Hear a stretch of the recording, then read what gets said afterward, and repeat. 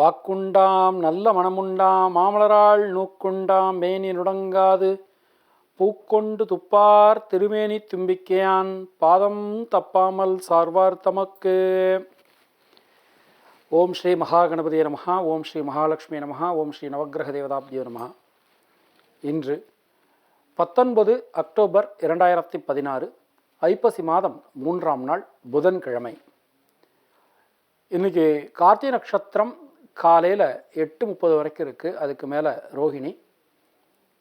இன்றைக்கி சதுர்த்தி, தேய்பிறை சதுர்த்தி, அதாவது சங்கடகர சதுர்த்தி. இன்றைய ராசி பலன்.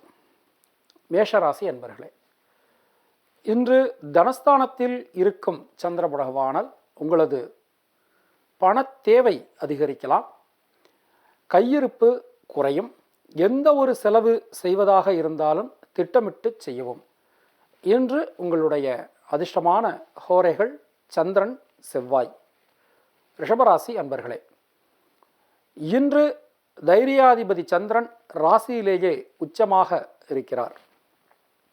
அதிலும் இன்று ரோஹிணி நட்சத்திரக்காரர்களுக்கு மிக மிக அற்புதமான நாள் என்று சொல்லலாம்.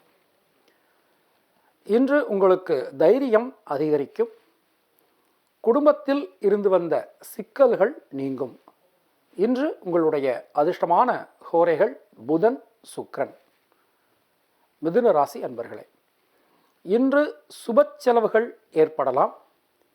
நீண்ட தூர பிரயாணங்கள் பற்றி திட்டமிடுவீர்கள்.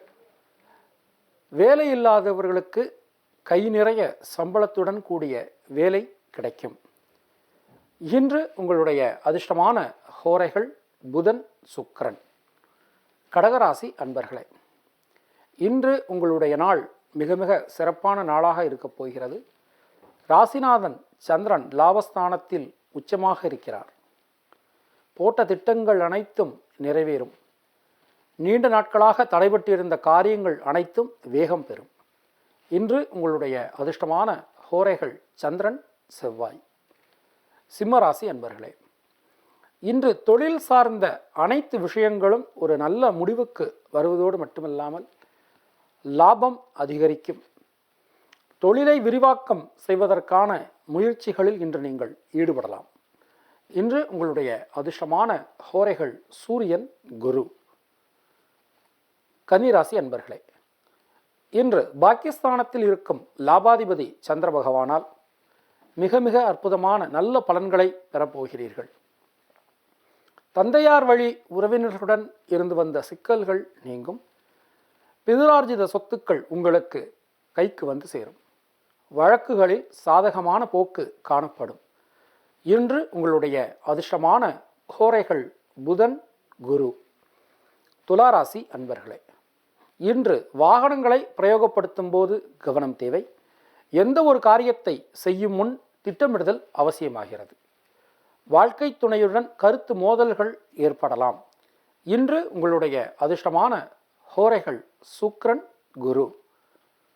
விருச்சிக ராசி அன்பர்களே, இன்று ராசியில் இருக்கும் சனியும் 7ஆம் இடத்தில் இருக்கும் சந்திரனும் ஒருவரை ஒருவர் பார்த்து கொள்வதன் மூலம் சில விஷயங்களில் முடிவெடுக்க முடியாமல் தடுமாற்றம் ஏற்படலாம். எந்த ஒரு விஷயத்தை செய்வதாக இருந்தாலும் தகுந்த ஆலோசகரிடம் ஆலோசனை செய்து கொள்வது அவசியம். குடும்பத்தில் பேசுவதற்கு முன் யோசித்து பேசவும். இன்று உங்களுடைய அதிர்ஷ்டமான ஹோரைகள் செவ்வாய் குரு. தனுசு ராசி அன்பர்களே, இன்று கிரகங்கள் அனைத்தும் உங்களுக்கு அனுகூலமாக இருந்தாலும் ஆரோக்கிய குறைபாடு வரலாம். எந்த ஒரு சிறு விஷயம் என்றாலும் அருகில் இருக்கும் மருத்துவரை ஆலோசிப்பது நன்மை தரும். இன்று உங்களுடைய அதிர்ஷ்டமான ஹோரைகள் செவ்வாய் குரு. மகர ராசி அன்பர்களே, இன்று குழந்தைகளுடன் இருந்து வந்த கருத்து மோதல்கள் அகலும். குடும்பத்தில் உங்களுக்கான பொறுப்புகள் அதிகரிக்கும். உத்தியோகஸ்தர்களுக்கு மேலிடத்தின் மூலம் பிரஷர் ஏற்படலாம். இன்று உங்களுடைய அதிர்ஷ்டமான ஹோரைகள் சந்திரன் சுக்கிரன். கும்பராசி அன்பர்களே, இன்று நீண்ட நாட்களாக போராடி வந்த போராட்டங்கள் அனைத்தும் ஒரு முடிவுக்கு வந்து சேரும். உத்தியோகஸ்தர்களுக்கு எதிர்பார்த்த பணியிட உயர்வு பணியிட மாற்றம் உங்களுக்கு கிடைக்கும். மேலிடத்தில் இருந்து வந்த கருத்து மோதல்கள் அகலும். இன்று உங்களுடைய அதிர்ஷ்டமான ஹோரைகள் சந்திரன், குரு. மீனராசி அன்பர்களே, இன்று இளைய சகோதர சகோதரியுடன் இருந்து வந்த கருத்து மோதல்கள் அகலும். தாயார் தாய்வழி உறவினுடன் இருந்து வந்த கருத்து மாற்றங்கள் அகலும். சுப நிகழ்ச்சிகள் இருந்து வந்த தடைகள் அனைத்தும் விலகும். நீண்ட தூர பிரயாணங்களுக்கான ஏற்பாடுகளை இன்று நீங்கள் செய்யலாம். இன்று உங்களுடைய அதிர்ஷ்டமான ஹோரைகள் சந்திரன், குரு. இனி இன்றைய ஜோதிட செய்தியை பார்க்கலாம். இன்றைக்கி ஜோதிட செய்தியை பொறுத்தவரை இன்றைக்கி 2 விஷயம்.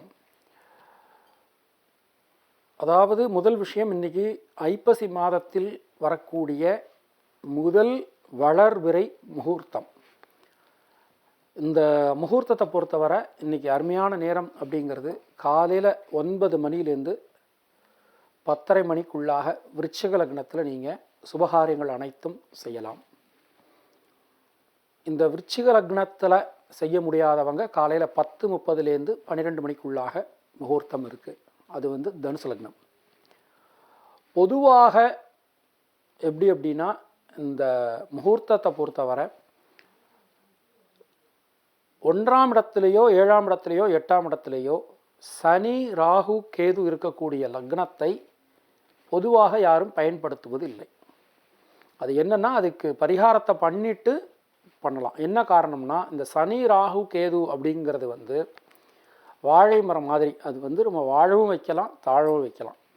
அதனால் இந்த 2 முகூர்த்தத்தில் எது நல்ல முகூர்த்தம் அப்படின்னு கேட்டோம்னா, காலையில் 10:30 to 12 ஆன தனுசு லக்னம் மிக மிக நல்ல லக்னம். அந்த லக்னத்தில் நாம் திருமணம் சார்ந்த விஷயங்கள், அப்புறம் புதிதாக மனை வாங்குவது, சொத்துக்களை ரெஜிஸ்ட்ரேஷன் செய்வது, வெளிநாடு பயணத்திற்கான ஏற்பாடுகளை செய்வது, அப்புறம் வீடு கட்ட ஆரம்பிப்பது போன்ற நிகழ்ச்சிகளை இந்த காலையில் 10:30லேருந்து 12 மணிக்குள்ளாக காலகட்டத்தில் தனுசு லக்னத்தில் நீங்கள் செய்யலாம். 2வது நாம் பார்க்கக்கூடிய விஷயம், இன்றைக்கி சங்கடஹர சதுர்த்தி. சங்கடஹர சதுர்த்தி அப்படின்னாலே அதுலேயே அந்த வார்த்தையிலேயே அர்த்தம் இருக்குது. சங்கடங்கள் அப்படின்னா கஷ்டம், ஹர அப்படின்னா அழிப்பது. ஸோ நமது கஷ்டங்களை அழிக்கக்கூடிய ஒரு நல்ல நாள் இந்த சங்கடஹர சதுர்த்தி. இது யாருக்கு ரொம்ப உகந்த நாள் அப்படின்னா, விநாயகருக்கு மிக மிக உகந்த நாள். பொதுவாகவே 4 அப்படிங்கிற எண் அது விநாயகருக்கு உகந்த எண். 4 விஷயங்களாக வரக்கூடிய எல்லா விஷயமுமே விநாயகருக்கு உகந்தது. இந்த சதுர்த்தி அப்படிங்கிறது பௌர்ணமி கழிந்த 4வது நாள், அமாவாசை கழிந்த 4வது நாள். இப்போ பௌர்ணமி கழிந்த 4வது நாளுக்கு வர்றதுக்கு பேர் தான் சங்கடஹர சதுர்த்தி. வளர்பிறையில் அமாவாசை கழிந்த 4வது நாள் வரக்கூடியது சுக்லபக்ஷ சதுர்த்தி அப்படின்னு சொல்லுவாங்க. இந்த சங்கடஹர சதுர்த்தி எப்படி வணங்கணும் அப்படிங்கிறதுக்கு ஒரு முறை இருக்குது. இதெல்லாம் நிறைய இடத்துல என்ன பண்ணுறாங்கன்னா, காலையிலேயே வணங்குறாங்க. காலையில் வணங்கக்கூடாது. மாலையில் சூரியன் அஸ்தமனம் ஆன பின் ஒரு நாழிகை அப்படிங்கிறது 24 நிமிஷம். அந்த ஒரு நாழிகைக்குள்ளாக சூரிய அஸ்தமனம் இப்போ 6 மணி அப்படின்னா 6:24க்குள்ளாக நாம் அந்த விநாயகர் வழிபாட்டை மேற்கொள்ள வேண்டும். அப்போது சங்கடஹர சதுர்த்தி அன்னைக்கு மாலையில் சூரியன் அஸ்தமனம் ஆன பின் அந்த நிலைவனை வழிபட்டு அதன் பின் நாம் விநாயகரை வழிபட வேண்டும். இந்த சங்கடஹர சதுர்த்தி மூலமாக நம் அனைவருக்கும் அந்த விநாயகப் பெருமான் நீண்ட ஆயுளையும் நல்ல ஆரோக்கியத்தையும் கொடுக்கட்டும். நான் இறைவனிடம் வேண்டுகிறேன், ஆசீர்வதிக்கிறேன். நாளைக்கு நாளையினுடைய ராசிபலன் மற்றும் வித்தியாசமான ஒரு ஜோதிட செய்தியுடன் உங்களை நான் சந்திக்கிறேன். நன்றி, வணக்கம்.